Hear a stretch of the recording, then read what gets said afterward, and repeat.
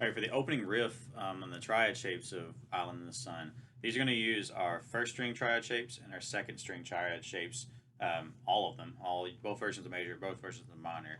And the reason for that, you'll find when you start playing a mixture of the shapes, you're going to get your hand to stay in the same location on the guitar. If you just use one shape, your hand has to scoot up and down the whole neck. But if you start mixing and matching, you get them all in one spot, which is what they do.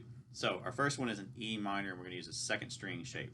So you remember how we find the second string? Just to review that, we find it on the fifth string.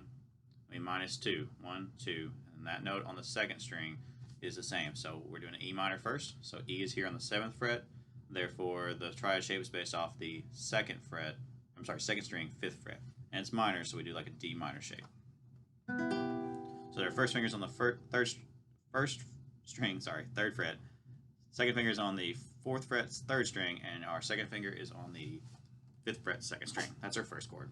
Alright, then we're going to go to an A minor, and this one we're going to use the first string shape. So if you remember, the first string is whatever the name of the 6th string is the same name as the first string. So we're looking for A. A is on the 5th fret, therefore A minor is here on the 5th fret as well on the first string. If you remember the minor shape, this one's really easy. We just take our first finger, we bar 3 strings. So we're barring all 3 on the 5th fret to make A minor. So review those two. We got E here, A minor. Now the next one is kind of a trick question. Where do we find D using a second string shape? Well, D is located on the 5th fret. So we go back to the 3rd fret, and then we build that D shape. Well, if you notice, this is a D chord. That's why it's called a D chord, because it's played that way. So we're just playing an actual D chord for the third one.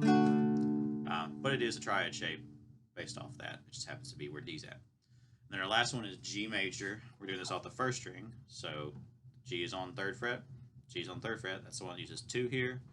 And then the second finger on the next one. So we got first finger holding down 3rd fret of the 1st and 2nd string. Second finger holding down 4th fret of the 3rd string. So all total we have is this.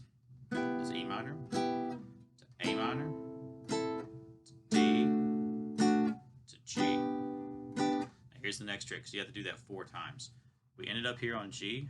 Now if you notice, that E minor and that G are very similar. So what you can do actually is leave this G down and use your 3rd finger and just reach up here to the 2nd string on the 5th fret, and you have that first chord. I wouldn't worry about rebarring that down there. Just leave it there so it gets easier as you play it. You could also probably sneak your pinky in there if that's easier for you as well.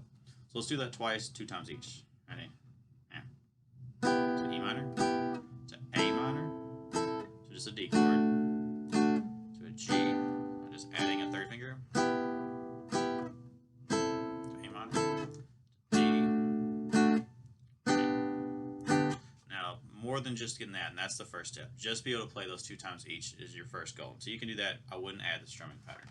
But the strumming pattern is going to be the exact same one we use with the open chords. That down, up, down, up, up, down.